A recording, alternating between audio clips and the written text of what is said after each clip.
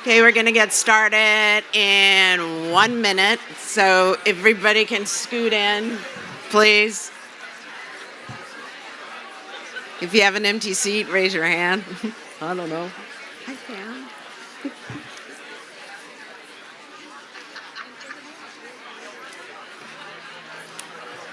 And while you're getting settled, please turn off your phones. Thank you.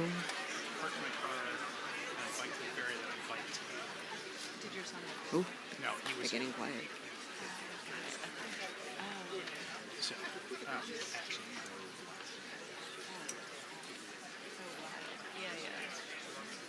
Okay. So this is our final panel of the day, but if you are just joining us, welcome to the Book Festival 2025. And thank you for coming and supporting these authors and for your appreciation of great writing. We are very happy that you're here.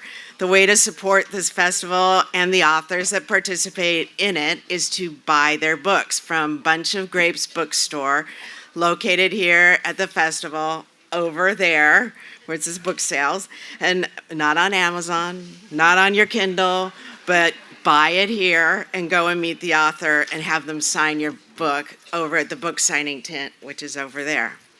Book signings follow every panel throughout the festival, or even tomorrow's sessions, and today's panelists will be signing their books immediately following this session. Don't go hungry. I believe we still have food. Please buy it and support these island vendors. Water is available throughout the festival site thanks to Island Source. Stay hydrated. And if you need anything else, see one of the ushers or go to the info tent. The panelists will take questions from the audience at the end of this discussion. When asking a question, please line up at the microphones, which will be in the aisles, and ask a question. Do not make long statements. Let others have a chance to speak and let the author speak. So our final panel of the day will explore the press under pressure, media's role in a shifting democracy. With Chris Hayes, Ashley Parker, and Maria Sacchetti, moderated by Lawrence O'Donnell. For those who didn't hear me before,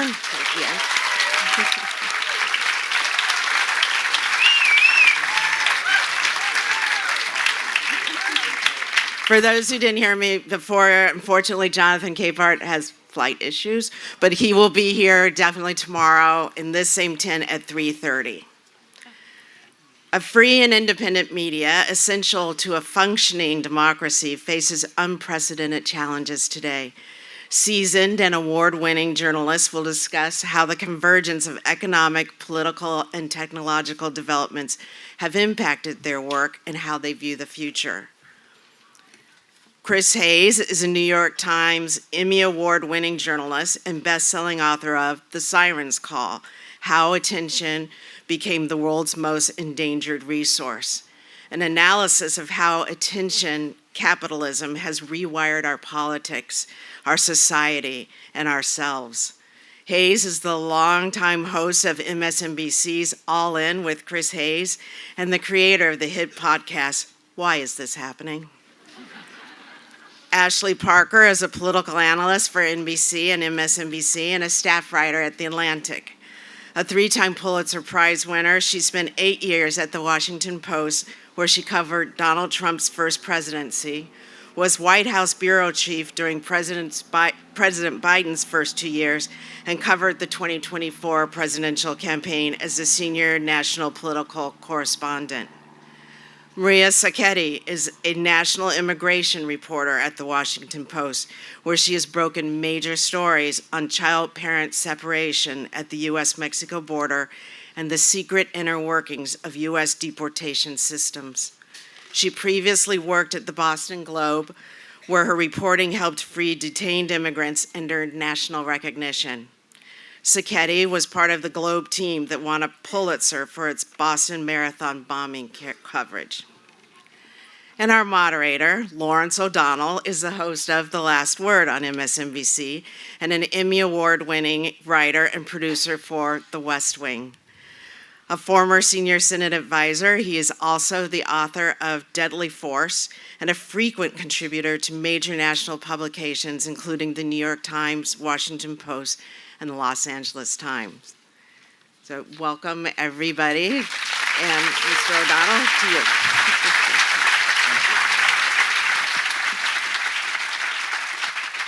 Thank you very much. Thanks for coming out. And I'm assuming there's a 20% refund for the Jonathan Capehart fans. There should be. I'm just saying. Now, this is the biggest crowd Chris Hayes and I have ever faced together. And we're under no illusion about this. We know that when you saw those names and you thought, okay, I'll go, it was because you knew it's the closest you're going to get to Rachel Maddow all summer. It's a good joke. I want to explain what I'm anticipating will be more than one awkward gap in the flow of the conversation. I have a rule of absolutely no news consumption at all, except on work days. So I have no idea what's going on. I've been on vacation on the vineyard for over a week now. And don't tell me anything, okay? Because Ghislaine Maxwell was still in prison when I left work.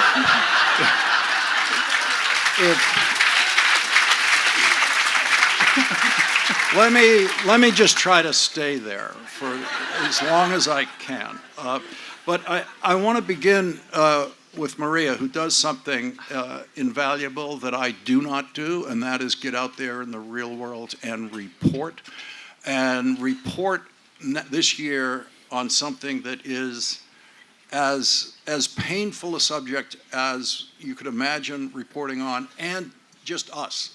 The recipients of her work reading and watching on video what is happening with ICE raids. This is a dramatically different condition from the first Trump presidency, which Maria also covered for the Washington Post in this arena. And so, Maria, I kept thinking about you when I was looking at this title, the press under pressure, and thinking about what is different for you? What is different for you now in what you're covering in what is now the second Trump term? Well, thank you for that very kind introduction. I'm not sure if this is too close. And thank you to all for being here. It's so rewarding to be able to speak about this and to take a breath, because one major thing that is so different this year is the velocity, just the speed. I mean, the first 4 months, I don't think we had a day off, and I'm not exaggerating. And even now, yesterday I was working, today I was checking some things, and tomorrow I'll be working. In terms of oversight, so many different things have happened that it has been, if we wanted to cover the daily news and do investigative work, which we have been doing at the Washington Post, a lot of times we just have to do it on our own time, and we do it, and it's important to do, and I'm happy to do it. Thank you. I'm not the only one, but thank you very much.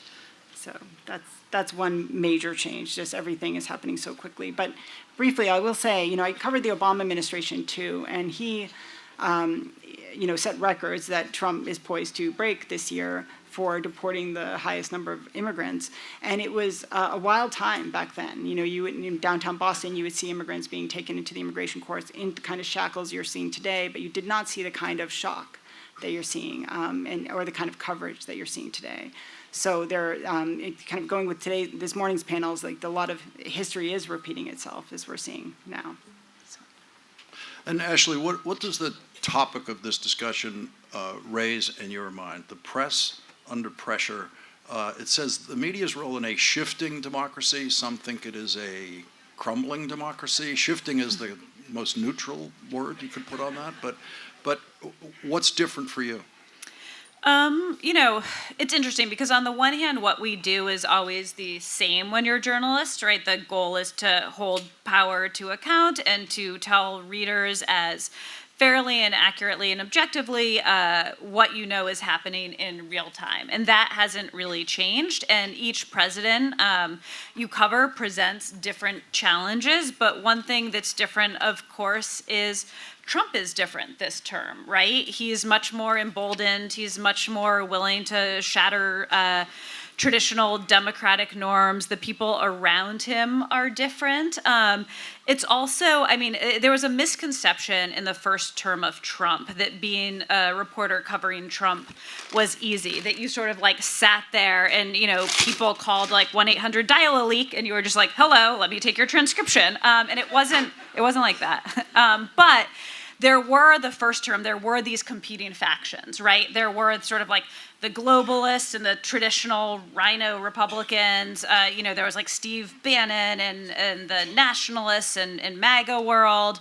There was Jared and Ivanka, the RNC, and there was a benefit with all of these competing factions, in part because they believed, not incorrectly, that if they wanted to, and I've asked, in the first term I asked them this, because they often believed if they wanted to make a point to the president, that they would be more effective getting their point of view out on Morning Joe or on the front page of the Washington Post. And I would say, like, but you're the senior advisor. Why don't you just walk into the Oval Office and present your tax plan? But they knew that he was so receptive to the rhythms of the media. And one thing that has changed is just about everyone in that White House is incredibly loyal to him by design, and that can make some of that inside reporting I think people became so primed to get, and which we all still endeavor to do, a lot more challenging. Chris, are you feeling any new pressure? No, I think what Maria said is true. I do think the velocity is different. I also think there was, well, let me just also say that I think Maria and Ashley are just phenomenal reporters and real credits to the profession. And, really top rate. Yeah, I think the velocity is different. I think, pressure is such a funny thing because I think it's such an interesting and important word in this context, because pressure is a force that can come through both formal and informal channels. And I think one of the things we're seeing is Trump is very good at applying pressure, and there's pressure being applied in all kinds of directions, both formal and informal. And, the lawsuits against the law, executive orders against the law firms, and then the things directed at universities, and Brendan Carr, who's the chair of the FCC, sending sort of shots across the bow to Comcast, to others all the time, right? There's no, in a lot of these cases, the formal power doesn't exist. This is what's so sort of interesting and tricky about pressure, right? Like, at some level, I think if you played it out, Harvard's going to win in court, because the executive order is sort of it's facially lawless and it's facially unconstitutional. But the way that pressure works, like think about high pressure sales, which I think is a really a useful paradigm. High pressure sales can work even though the salesman has no formal authority over the person they're selling to. Right? Like, you could just leave. Like, don't call me again. But it does work because the application of pressure works. And so what you're seeing throughout the entire society, and I don't feel it myself, but you could feel, it's like when you're a little kid and first time you hold two magnets that are the same polarity, that invisible, there's something happening in there that you can't describe, and you can feel that feeling, I think, throughout the media and throughout the upper echelons of all sorts of parts of civil society. So the pressure that's unique this time around, we haven't seen before, is a pressure for the operators of 60 Minutes to cave in a lawsuit that has absolutely no merit, and they absolutely would never have considered caving in before.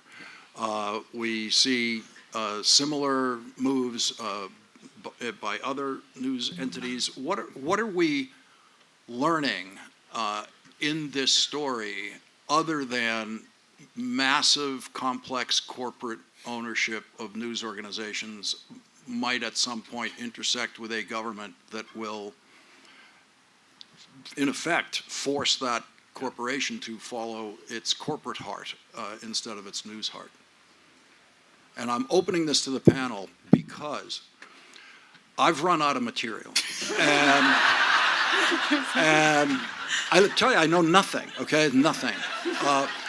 No, but let's make this as much of a conversation as we can. Well, I want to ask Maria a specific question on this.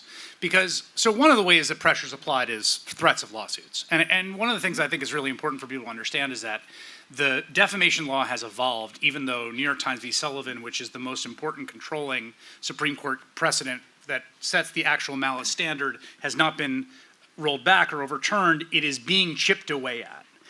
And legal threats are more common, and they're coming from every direction. And I'm curious if both of you have felt that part of it, even if it's not from Trump, but just like the specter of defamation lawsuit or lawyer's letter shots across the bow more. I mean, you know, I personally haven't, but I think that threat is constant. So personally, not from Trump, but from, I think that threat has existed always, and I've been the target of that kind of threat, and that's why you have to take every story seriously, however minor. You know, you don't blow anything off, even a 3-paragraph brief. You have to really report it out and take it seriously. And talk to your lawyers all the time. You know, pick up the phone and make sure you're doing the right thing. We have to be careful, very, very careful about everything. So. And I'm sort of, in the long term, I am sort of skeptical of what the caving gets you. Like, I understand why all of these titans and corporations and make the calculation, but in my view, it feels somewhat short-sighted, right? If you're a law firm that, you know, talking about this with someone else, but if you're a law firm who has caved to Trump, what client wants a bunch of lawyers who can't stand up on their own behalf, right?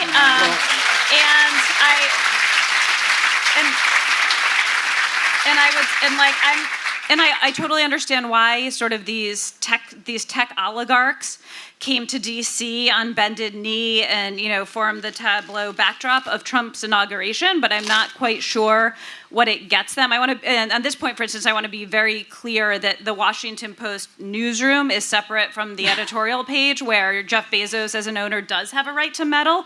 But, like, you know, he perched himself on Trump's lap at the inauguration. He changed what the editorial page is doing, and the outcome is what? He's lost all of his columnists? Like, I don't know what the upside is. So there is, it's worth noting, an upside for the Washington law firms in these kinds of cavings, because the clients who do want those lawyers are the giant corporations who That's use fair. them both as lobbyists and as manipulators of the regulatory system. One thing I would add, not on that point, but also, like, if you know anything about Trump and you've watched him, he's incredibly, incredibly transactional, right? Mm-hmm. And everything is a transaction. So you can do this and you're in his good graces until you're suddenly not, right? And if you look at the people who serve, if you look at his first cabinet, who a lot of them would say, like, privately, like, they debased themselves. They were embarrassed about some of their behavior, and every one of them, not every one of them, but a number of them hit a red line, right? Whether it was his comments after Charlottesville, whether it was J6.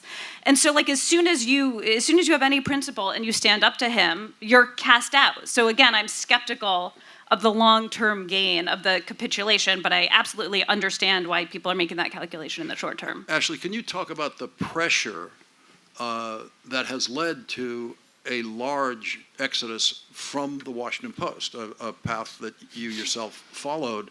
What is happening there? And that distinction you made about the newsroom versus editorial should be kept in mind for this.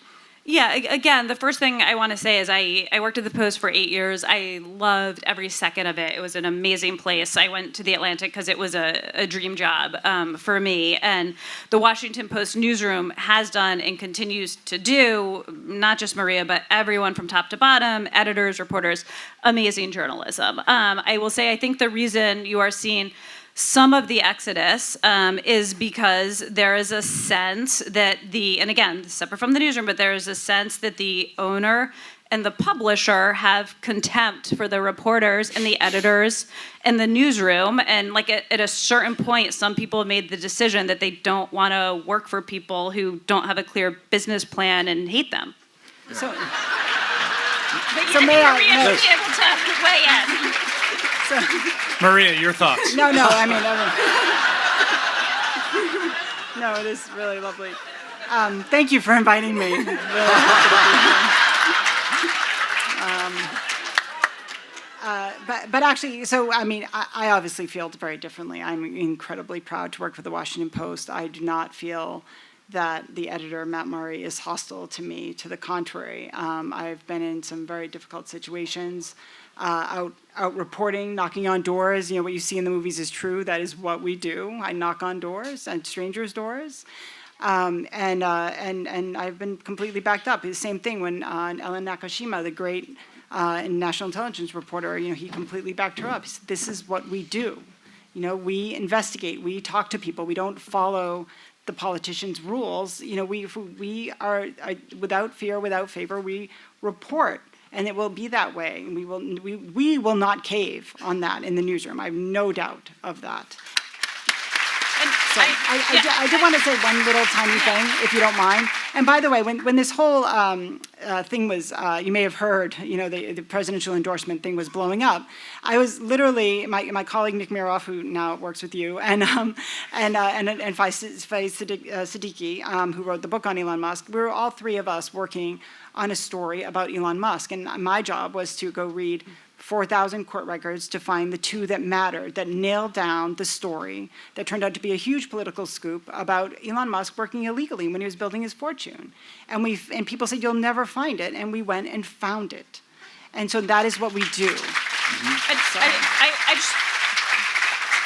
We can move on from the Post. I think we both like to. I just want to clarify. I was not referring to Matt Murray. I'm not referring to anyone in the newsroom. And I can assure you, having worked at the Post, knowing everyone who still worked at the Post, if anyone ever tried to meddle in the Washington Post journalism, you would know about it instantly. Yeah. So here's a tracking of the litigation threat and how it's changed over the years. I was the first person in political media who Donald Trump threatened to sue, and he issued that threat on Twitter in 2011 because as soon as he opened his mouth about President Obama's birth certificate, I said he's a liar and he is lying, and that was the word choice that, you know, generally wasn't used. It took the New York Times another 5 years to use that word for the very first time ever in covering Trump. And when they used it 5 years later, it was about President Obama's birth certificate. So that's also an interesting lag time to track. But so he threatened to sue me on Twitter, and I immediately tweeted back begging him to sue me, because I understand and understood that if he sues me, then I can put him then under oath in a deposition answering questions that he would never do. That the discovery process of suing empowers me greatly, and I just couldn't wait. And I also knew that he knew that, and he would never sue me, right? Because that was the world where gravitational forces actually worked on goofy, empty threats like that. If he were to, he ignores me on Twitter now, by the way, which is really hurtful, but if he were to do that again, if he were to issue a tweet again, you know, saying, I'm going to sue him, I would not immediately beg him to sue me, because he would. And because his game now is just initiating the litigation. And then my life is ruined by being in this litigation with him, and it'll never get to him being deposed because it'll all get dropped before that. But there's this nightmare world, you know, between his threat space and the spot where he drops out. He's going to drop the lawsuit against Rupert Murdoch and Fox. He has to, because he cannot survive an under oath deposition about Jeffrey Epstein. So he is going to drop it. And he might drop it 4 years from now because he might use the Supreme Court to make sure he doesn't get deposed, for the next 4 years. But he's going to. But that doesn't mean it isn't going to be incredibly difficult for the other side to deal with all that flow of litigation, and that's a really, really big difference over time in this arena. It's also, we should also note, when the whole, and to the point that you were making, Maria, about the Washington Post, which as a reader rings true to me. I'm not inside that newsroom.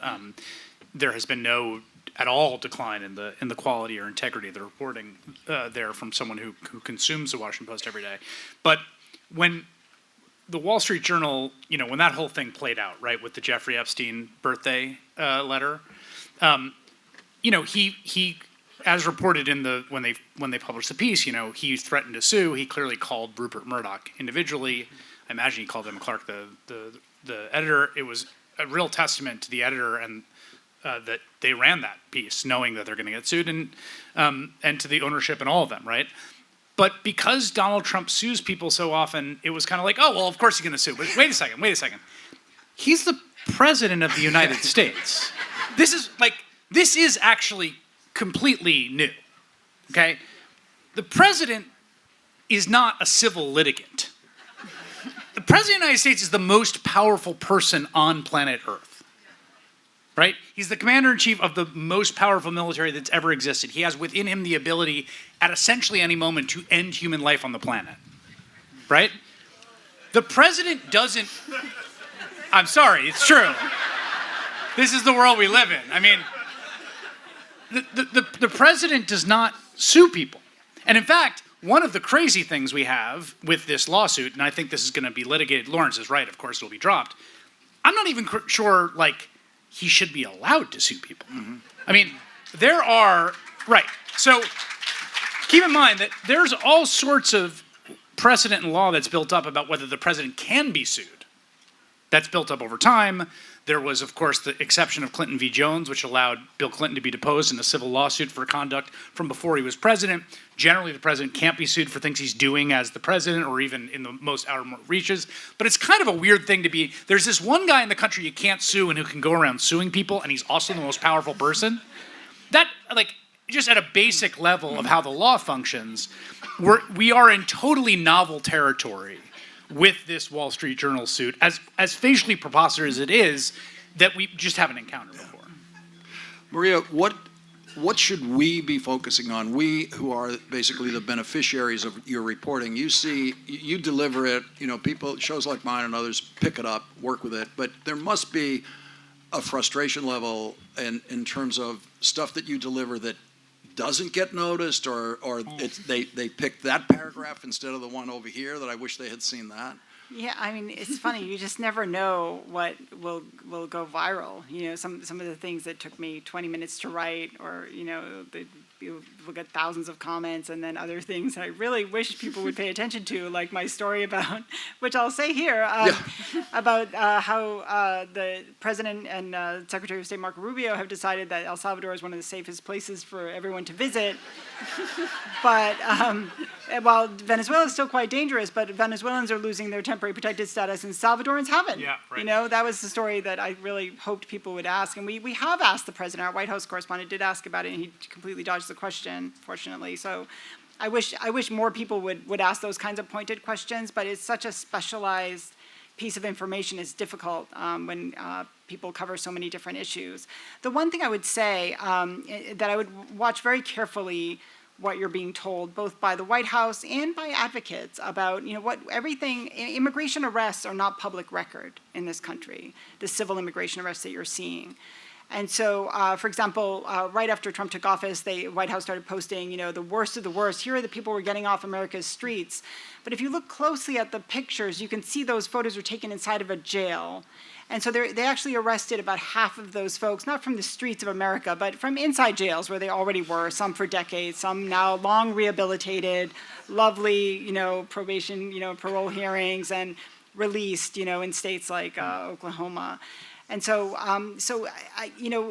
these arrests, generally we cannot find out who got arrested yesterday on our own independently. We have to get it from the White House, whoever they choose to tell us is arrested, or from advocates, or people who come forward. There's no way to really look at the system as a whole beyond statistics, and that is it makes it a really impossible thing to do. No other law enforcement agency is allowed to do that in this country.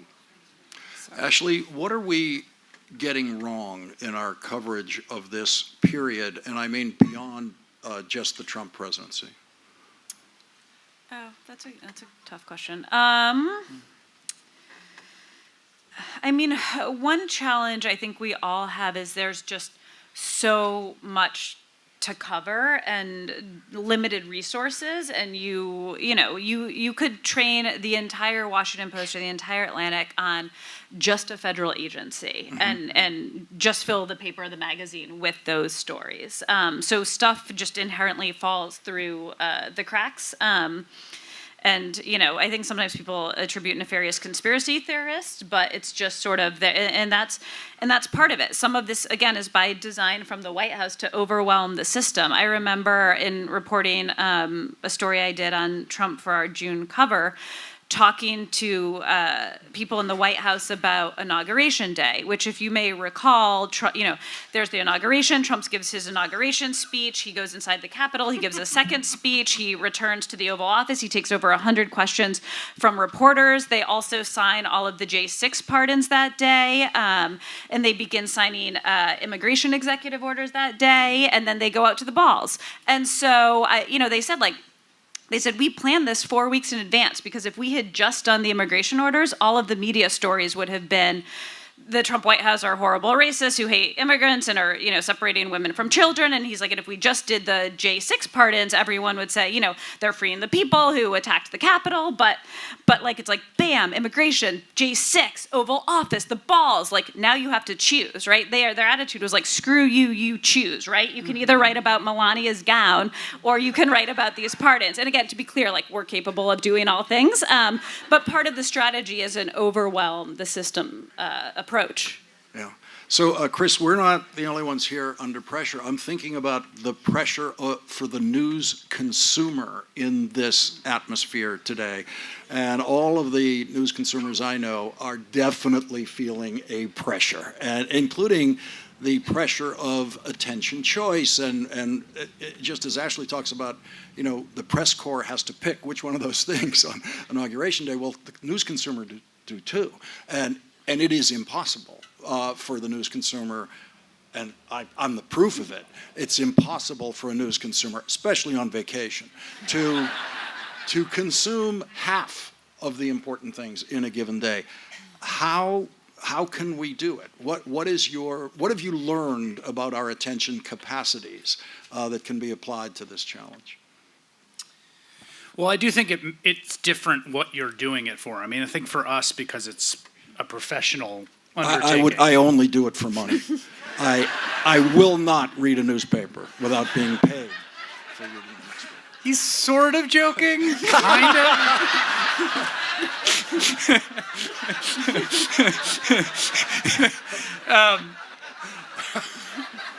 I think,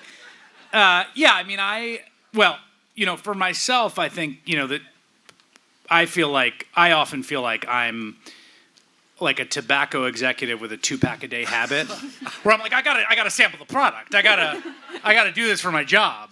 I'm an inveterate news junkie, so I'm constantly reading the news, and I probably would if I were working in a law firm somewhere or was a professor or whatever other job I might have had.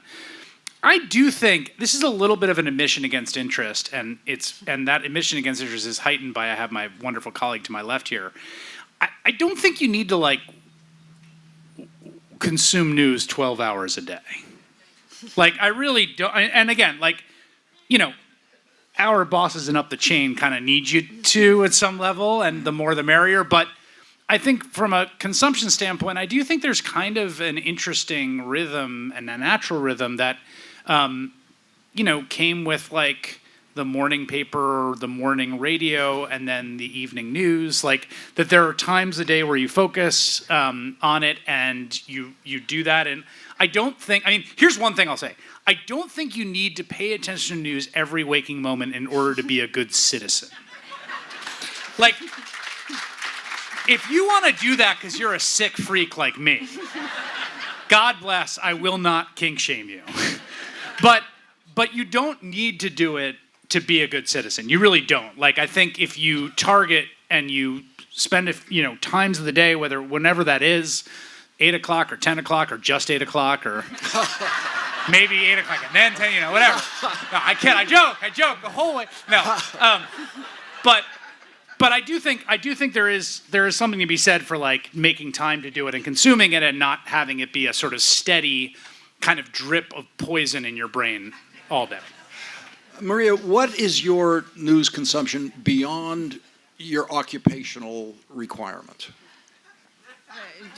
Do you mean how much do I pay attention to the news, or is it? Yeah, but also beyond your beat and beyond the interest that you're focused on, in your reporting, what are you reading about Ukraine and this other sample that exists out there? So it depends on the season. When the border was very active, we would read the newspapers in other countries. I still do that. I still pay attention to the news in Mexico, pay attention to the news in Venezuela. I read in Spanish, I speak Spanish, so that's very helpful. I also follow some people, on Twitter who are, I think, astute analysts, and so I have them on blast. So I get a text message every time. I have Google alerts for certain people I like to read as well. And then, I read. For me, the daily news is absolutely essential, and as are the newspapers in other states. And on top of that, books. Mm-hmm. So and the other thing that has been an incredible source of information I almost don't want to say this in front of you guys, but you already know, are court records, because those are the places that no one is supposed to lie. There's a sworn statements, you're supposed to tell the truth, and that has been a goldmine for us. And so we look at that and scour those, and I read transcripts a lot on top of that. So one does one's best. But all of that, in addition to talking to people constantly, and so I try to read those kinds of things as well. Ashley, how about you on the same point? Like, not professionally? Yeah. So in my house, I guess my husband's also a journalist. We get in the mail, the New York Times, the Washington Post, the Atlantic, the New Yorker, and New York Magazine. So that's what we get to our house now. Oh, and the Washingtonian. Now, do oftentimes I end up just recycling both of them, right? Because my morning is just getting my kids out the door and getting to work. Yes, but I like the possibility that one day I might I might drink coffee and read. And then I get the newsletters, and I kind of skim them for what's interesting. I like the media. I'm in like a media gossip ecosystem where there are all these Substacks that have pretty good media reporting, but they're all expensive. So everyone subscribes to one, and then when there's something buzzy, we forward it around. Which again is sort of against self-interest. I wouldn't like that if people did that with the Atlantic.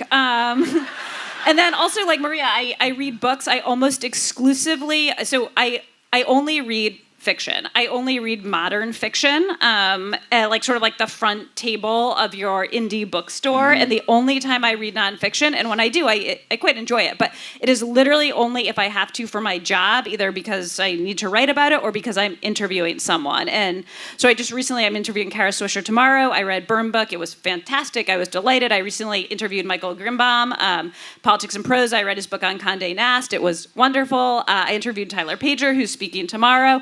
I read his book. So every time I read nonfiction, I'm like, wow, these people are so talented. This is great. But that's not in my traditional diet.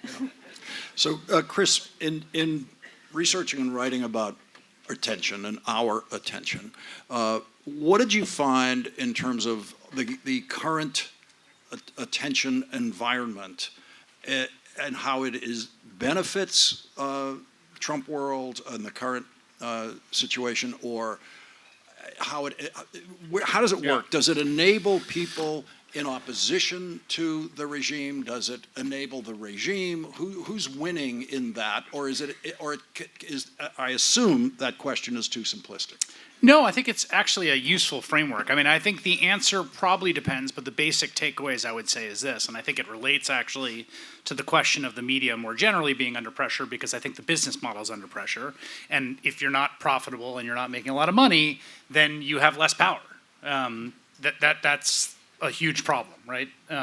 You're also more liable to be bought by people who are purchasing you not because you're a profitable enterprise, but because you're essentially a project. Or distressed asset. A distressed asset, or like, I had this, a friend of mine back, a mentor back in the day, who was a legendary Chicago journalist, said to me about newspaper publishers and campaign endorsements, like candidate endorsements.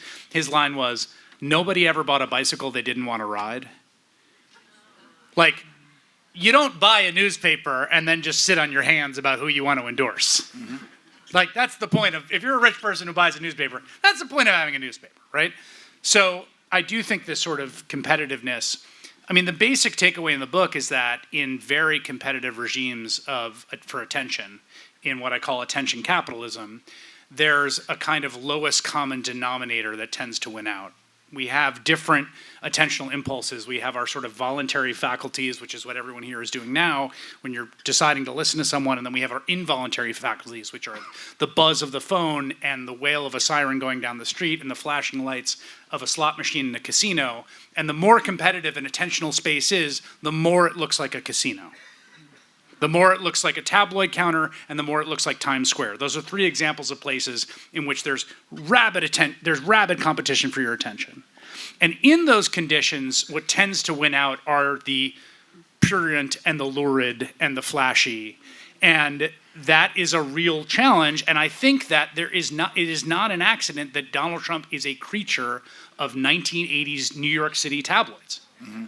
Because that is a microcosm version of the kind of attentional environment that the entire world lives in now, and that he learned to dominate in that sort of minor league system and got very, very good at it, and then happened to have this sort of combination of his own profound personal pathology, and I mean, like, just deeply broken at like literally a world historical level.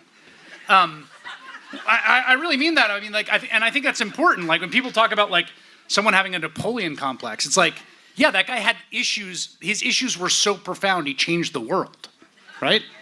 That his pathologies were so intense, and also he got this training in this attentional environment such that they perfectly work with the modern attentional environment. And he has a kind of feral instinct for it, unlike anyone else, that has allowed him to dominate. I don't think it necessarily redounds to the regime or its opponents.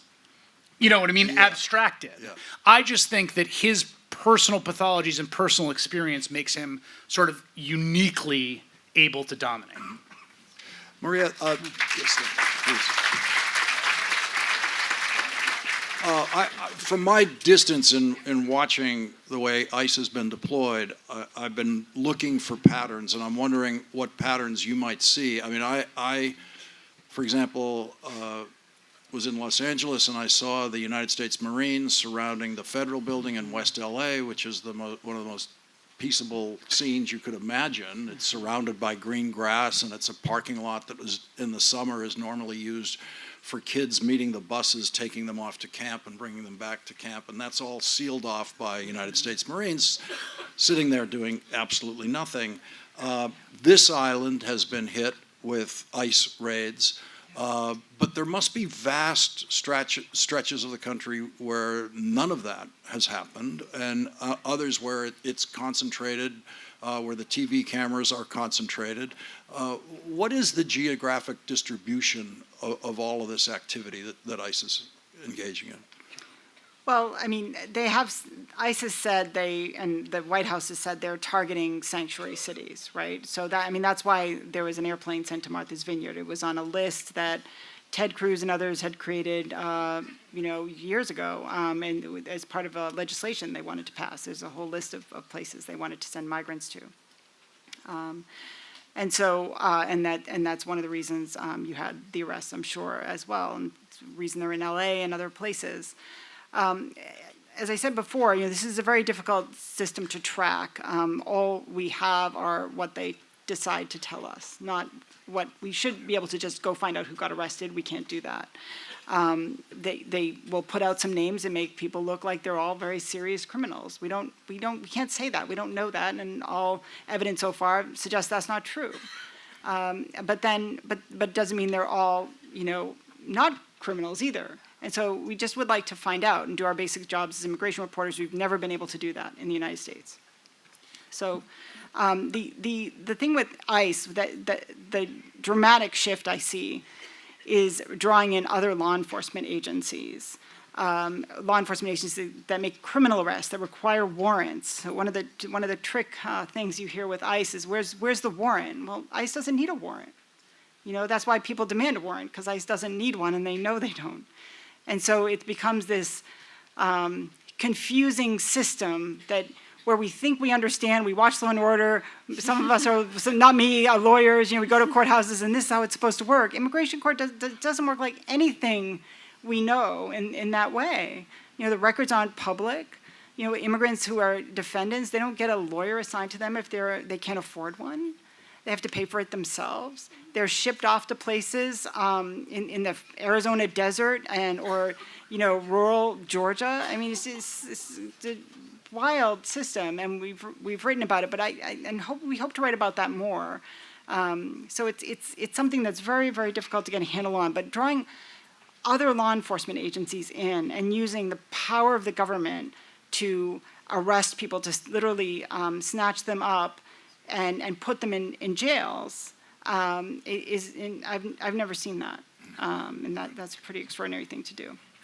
I'm just curious for both of you about this sort of pressure question about the Trump administration has a weird love-hate thing with the press. Like, they hate it, but they love press attention. And I'm curious for both of you, particularly on immigration, but also the White House. Like, it seems to me like there's certain things where they were on the warpath about Kilmar Abrego Garcia. They were like they were really nasty and bullying about that coverage. And how dare you call him a Maryland man? They were threatening lawsuits. They're doing all sorts of stuff. There's other ways in which they want lots of people to see images of immigrants being dragged out of courtrooms and dragged out of places because A, it's a message to their base that they're getting the job done, and B, I think, they want people to be scared.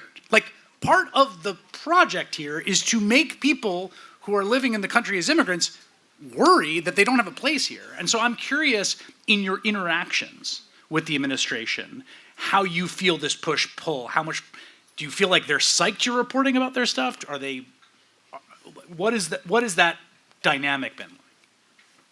Well, I mean, I see my job as I want to hear what they have to say. I want them to feel that they can come to us and talk to us. But my job is also to hold them to account. So when they said, Kilmar's a dangerous MS-13 gang member, I read the court records, and I asked to see his immigration court information, and there's no evidence there of that. And our team, I mean, not just me, we had our team on our local team did an amazing investigative project just on that issue. When I went to his detention hearing in Tennessee, it was like a 7-hour detention hearing. It was a long time to pay attention intensely. But I realized during that hearing that the lawyers on both sides had actually inadvertently identified the secret informant, Yes. who is basically the star witness against Abrego. And I was like, they did it multiple times, and I thought, oh my goodness. And then I FOIA'd some information in Texas. I realized they had called him a 2-time felon, but he was actually a 3-time felon. And I FOIA'd the 3rd felony, and it turns out the person the Trump administration has struck a deal with to testify against Kilmar Abrego shot up a neighborhood outside Houston in the middle of the day because he got mad at his wife, got drunk, and decided to fire out the window of a pickup truck. And this is the man who's going to be released soon in Texas in pursuit of prosecuting Kilmar Abrego. So that is how I see, and so we'll. But I mean, like, what are they like with you on that? I mean, because everyone deals with officials, right? Yeah. There's always a give and take. There are sources, but they get mad at you. They push back. This is just part of journalism. But these people sometimes don't act like normal. Like, there's, there can be, like, has it been a normal give and take? Do you feel like you're dealing with basically what's a normal agency? I mean, I covered the Bush administration too, right? When they were, so I should correct. I mean, I haven't seen this kind of presence, like Border Patrol horses downtown LA.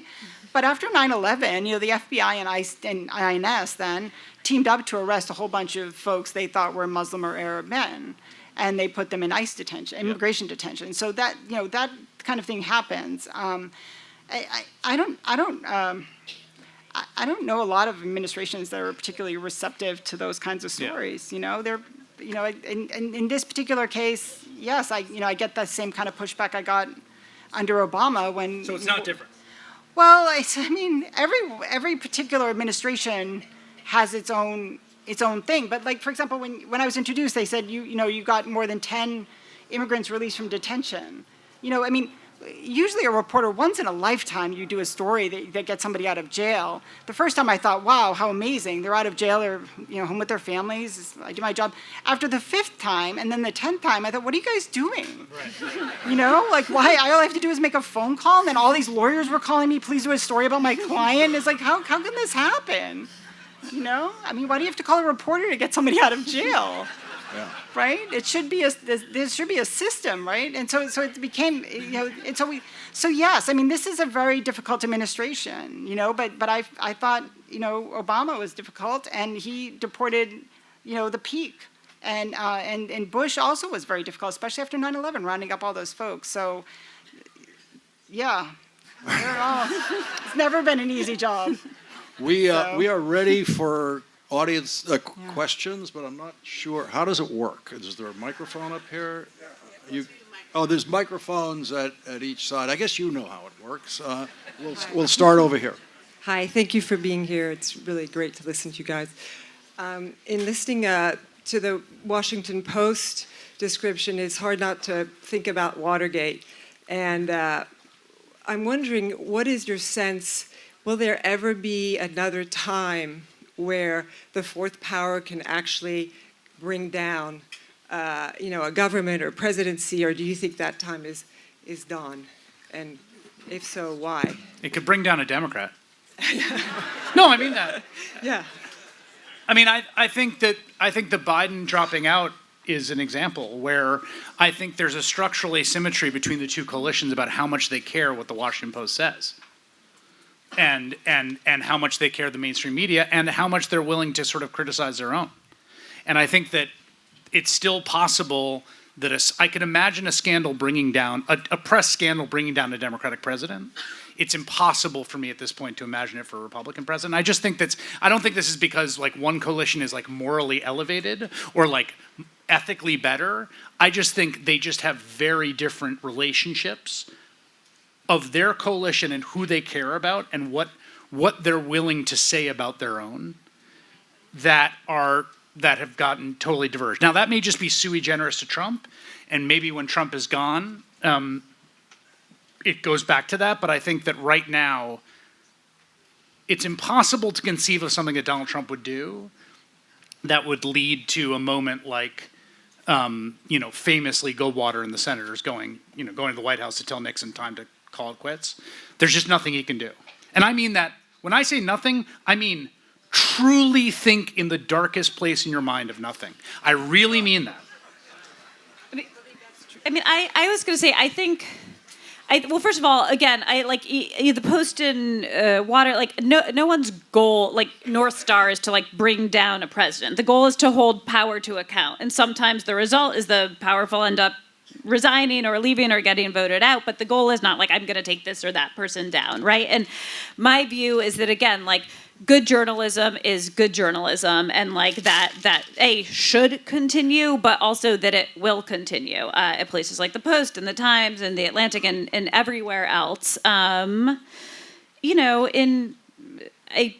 Yes, I just think it will continue, and then the end result will be interesting, because I will say, like in the first term, there was this, or even in the Trump campaign, the first Trump campaign, there was this sense that the media didn't do our jobs, and there's certainly fair criticism, but like I remember, I used to write fact checks on what candidates said, right? I would, when I covered Mitt Romney and he said, Massachusetts was #1 in job creation 4 years in a row, we would say like, well, that's not quite true. 1 year it was tied for one with California. California, and 1 year it slipped to number 3. And Mitt Romney would change what he was saying, not because he cared that Ashley Parker, then at the New York Times, later at the Washington Post, had given him 4 Pinocchios, but because he believed that he would pay a penalty with voters, right? In what Trump's genius was sort of in his superpower is his shamelessness. Trump understood that we would still fact check him or say, he says this, but this isn't actually true, or he says he's a great deal maker because of The Apprentice, but here's the evidence of all these bankruptcies. And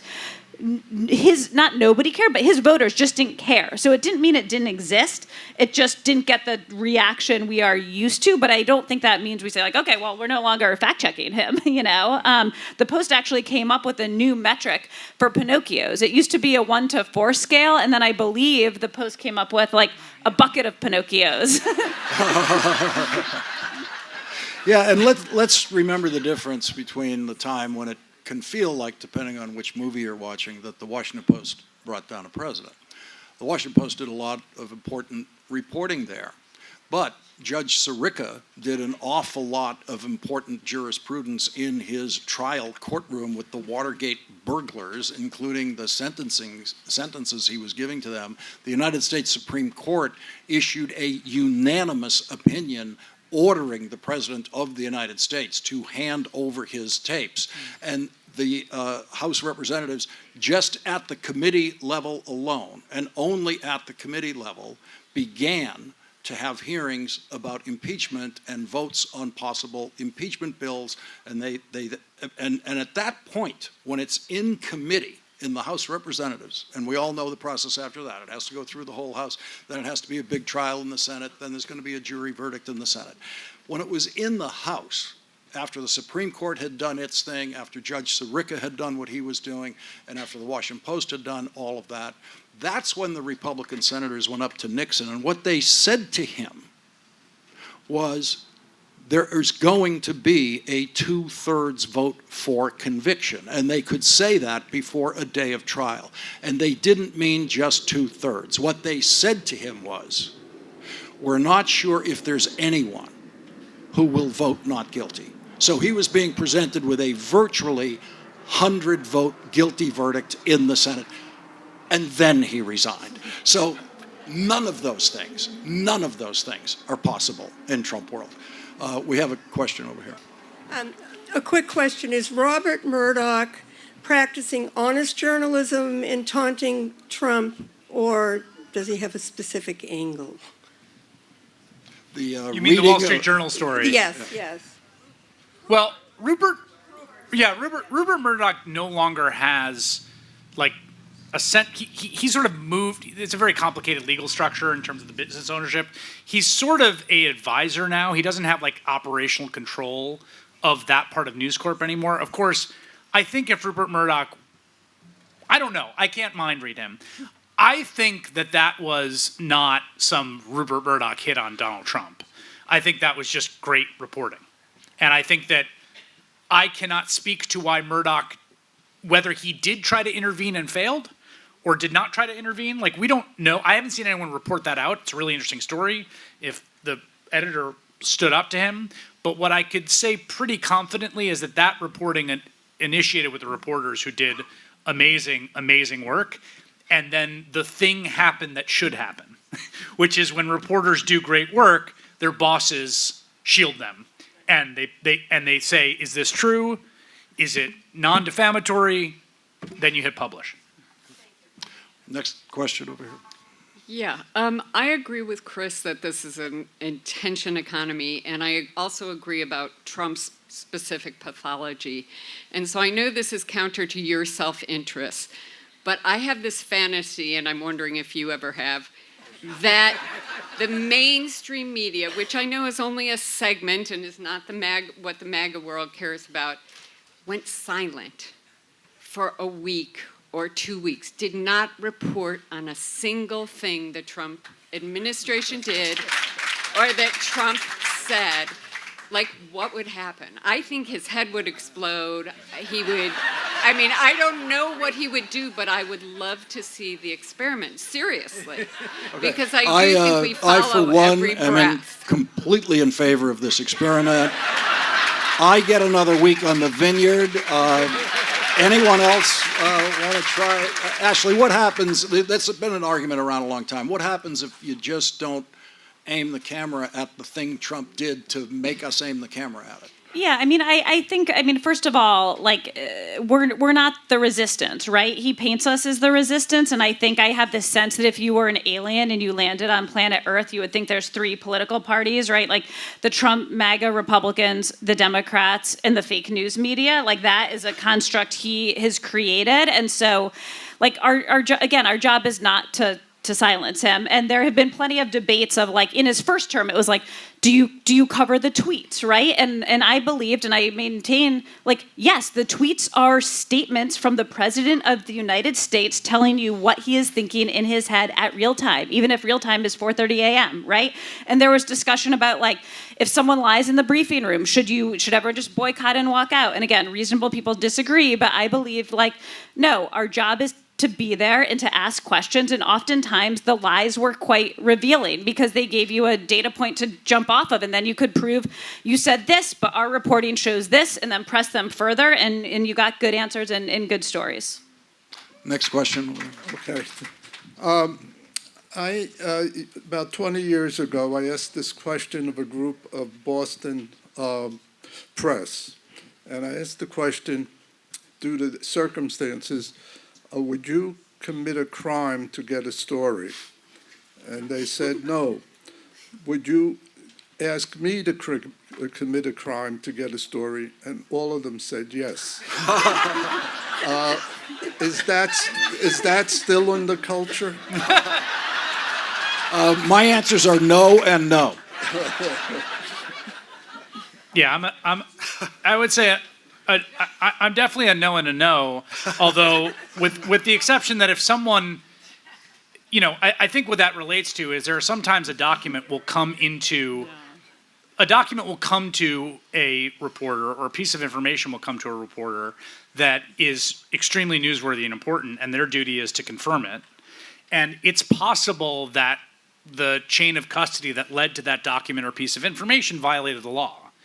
And the general perspective of reporters is that as long as you're not suborning it, right? You're not saying you should go break into somewhere. You can't do that. But if you get information, it's your job to confirm that it's true. And if it's true and it's accurate, it's newsworthy, again, you hit publish even if something happened along the way. I will say, I actually think my view on this has actually changed a bit because of the way that weaponized hacking has been used to manipulate the media. And I actually think it's not quite good enough, the old standard of, well, it doesn't matter if someone broke the law to get us the information, if we have the information, it's true and it's accurate, because it has become now something that both nation states and private malicious actors have started to do, which is to criminally intrude into computer servers to take information with the express intent of essentially creating some narrative. And I think that the standard that you have to apply as a reporter to whether things that have been hacked are newsworthy is actually a higher standard than it would be if it were leaked. That's my own feeling. Try to squeeze in a few more questions right here. Yes, thank you. We're talking about the future of democracy. I wonder if you would reflect on the future of journalism. Most of us in this room consume what you produce. We asked our grandchildren and friends of grandchildren of friends, and none of them pay any attention to the Atlantic, the Washington Post, the New York Times, MS, and so on. They go to TikTok. Could you talk to them again? We've noticed that. And, but seriously, if no one is paying, if none of those generations is paying attention to you, what is the future of A, your profession, and B, our democracy? The big think question goes to Chris Hayes.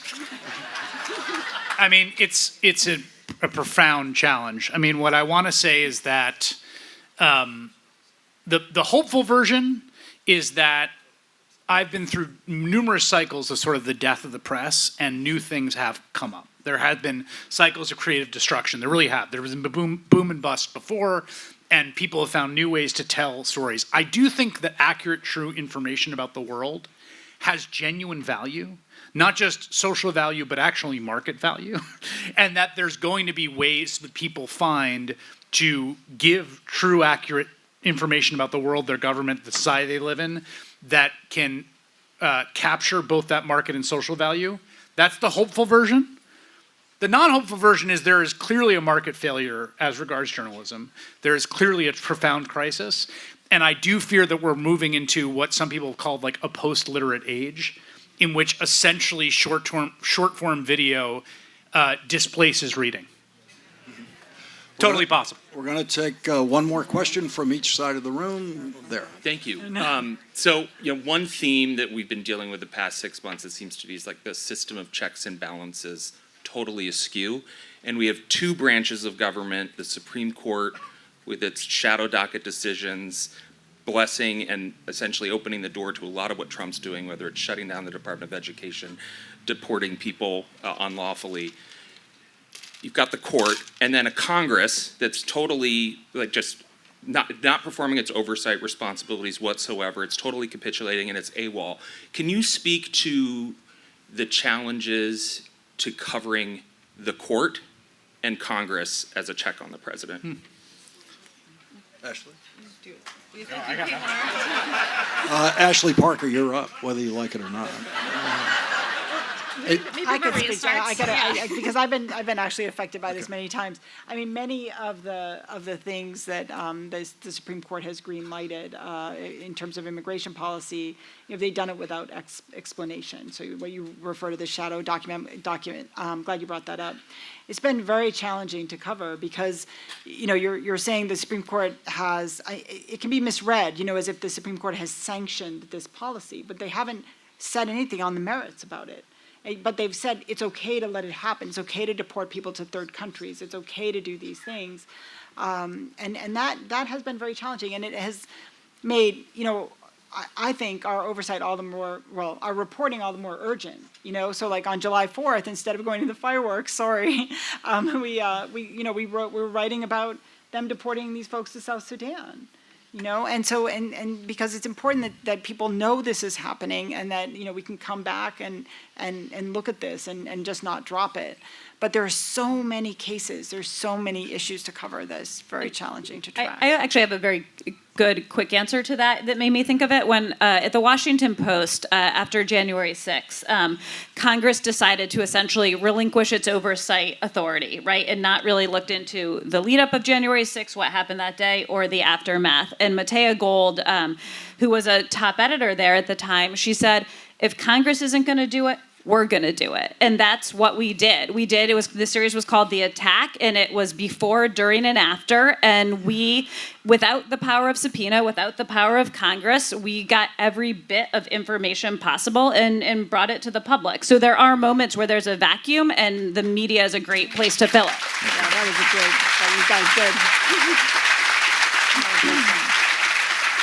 And we've got our last question here. Thank you. I'm honored. It's wonderful. There's a lot of pressure. It's the last question. You may not like my question. I'm apologizing in advance. But I feel like it perhaps should be asked.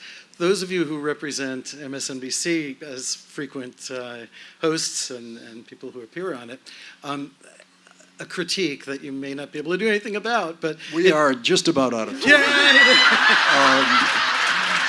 Thank you very much. I expected a dodge. I do expect a dodge. So there's a lot of news, as has been pointed out. There's a tremendous amount to be covered. My critique is it tends to repeat. We tend to get the same information every hour, and I find that incredibly frustrating. It's great information, and I like the different perspectives, especially you guys. But I feel like I'm missing a lot, and I wonder if there's a remedy for that. I have a metaphor for this. Okay. And the way that I sum it up is plants grow towards the light. And here's what I mean by that. You have a garden bed and you plant your seeds nicely spaced out, right? And there's a certain part of that garden bed that gets all the sunlight.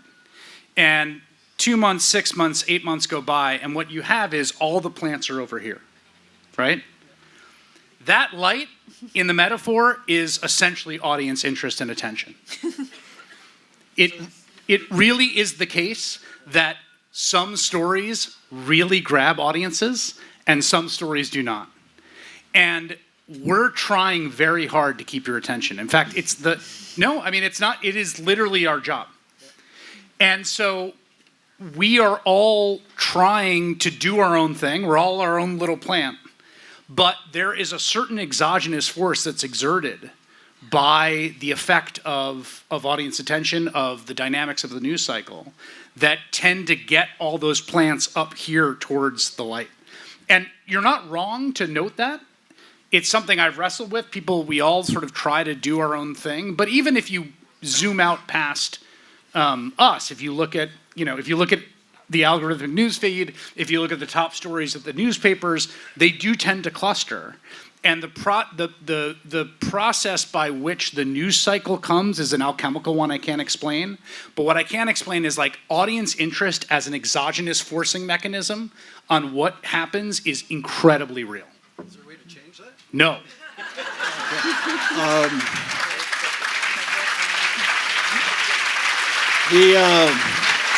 The short answer is the Golf Channel doesn't cover tennis.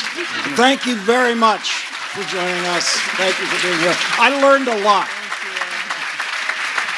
Did you get to any of your notes? No, just mine. While they're doing their photo ops, thank you very much, panelists, and for our moderator.